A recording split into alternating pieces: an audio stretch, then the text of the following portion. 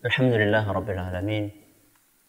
Wassalatu wassalamu ala nabiyyina Muhammadin wa ala alihi wa sahbihi ajma'in. Amma ba'd. Suatu saat setelah saya ngisi pengajian di sebuah masjid, ketika pulang saya diantar oleh salah seorang jamaah pengajian. Dia bercerita tentang pengalaman dia yang unik tapi menyedihkan. Kata dia, pernah suatu saat saya bepergian, kata dia, dari rumah menuju ke suatu tempat. Di tengah perjalanan pulang saya kemalaman, sehingga karena terbiasa untuk menunaikan sholat berjamaah, maka saya pun mampir sebuah masjid yang cukup besar, cukup megah. Saat itu sudah masuk waktu maghrib.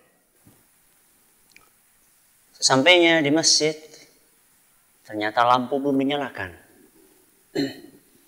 Maka dia pun menyalakan lampu yang ada di masjid. Tek, tek, tek, dia nyalakan. Setelah dia nyalakan, dia mau adzan tapi jangan-jangan ada muadzinnya.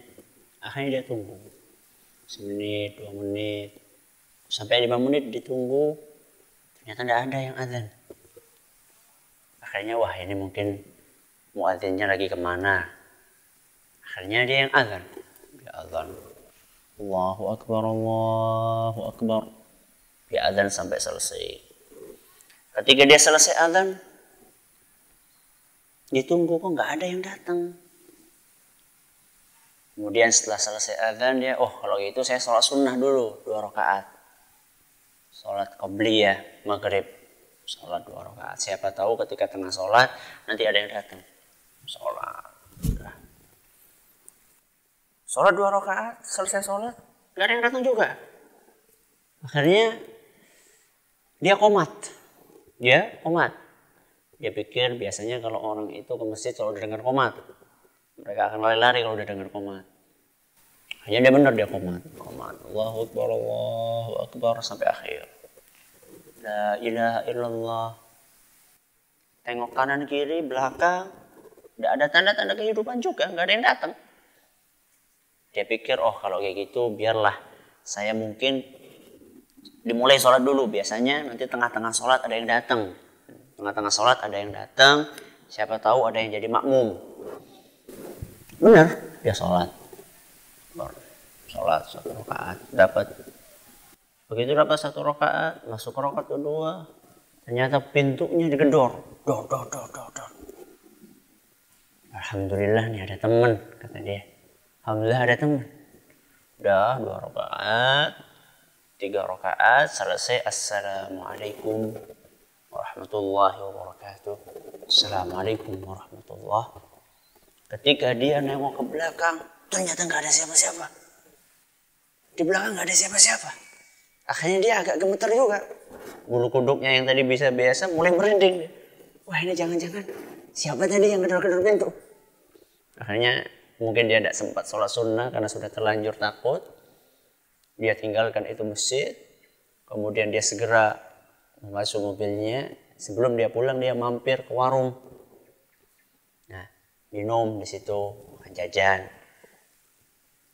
Ketika dia mampir di warung itu, dia iseng bertanya kepada yang punya warung, "Bu, itu masjid itu apa tidak ada yang sholat di situ?" Tadi Bapak sholat di situ." "Iya." "Di mana Pak? Ada apa? Ada apa di situ?" "Ya biasa aja.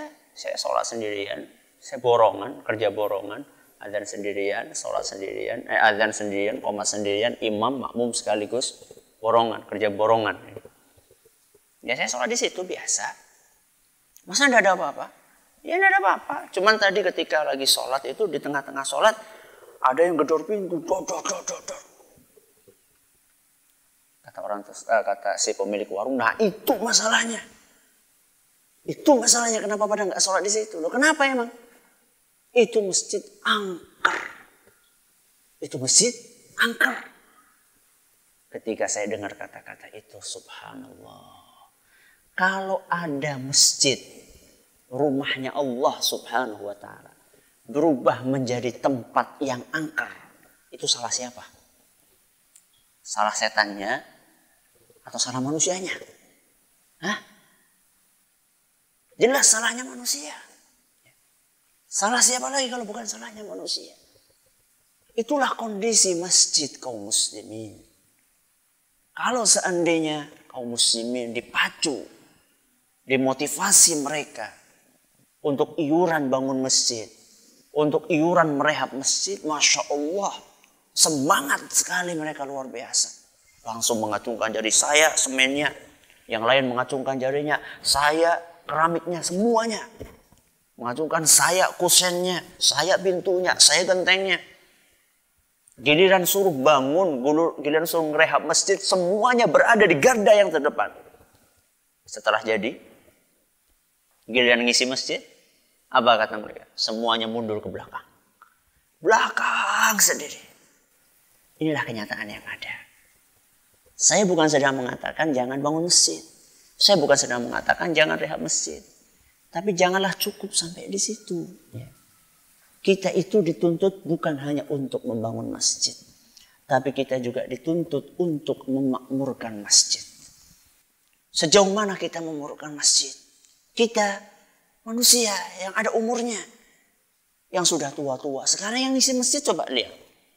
Nah, udah batuk-batuk, udah bungkuk-bungkuk. Nah, udah peot-peot. Anak-anaknya pada kemana? Kalau mereka yang tua-tua ini sudah mati, siapa yang mau melanjutkan masjidnya? Maka mari kita berusaha untuk mengajak anak-anak kita, untuk mengajak putra-putri kita ke masjid. Ya. Supaya apa? Supaya ada generasi penerus yang akan mengisi masjid kita. Sehingga masjid kita tidak berubah menjadi masjid yang angker seperti masjid tadi. Anda pengen supaya masjid di kampung Anda tidak berubah menjadi masjid yang angker, ajaklah putra-putra Anda untuk ke masjid bersama Anda tentunya. Jangan sampai Anda hanya mengajak putranya ke masjid, sedangkan Anda sendiri enak-enak nonton TV di rumah atau enak-enak untuk bersanteria di rumah. Jangan sampai masjid Anda menjadi masjid yang angker. Semoga yang sedikit ini bermanfaat buat kita semuanya. Wallahu ta'ala a'la wa a'lam. Subhanakallahumma wa bihamdik, asyhadu an la ilaha illa anta, astaghfiruka wa atubu ilaik. Wa akhiru da'wana alhamdulillahi rabbil alamin.